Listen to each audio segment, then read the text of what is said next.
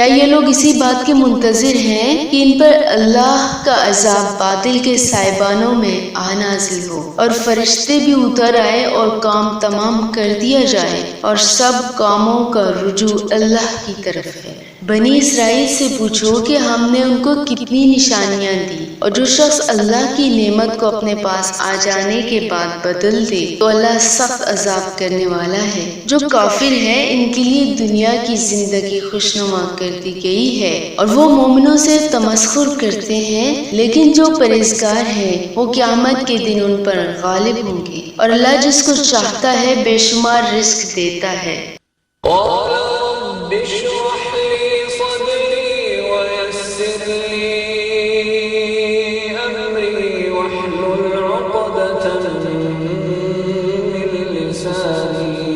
يفقهوا قولي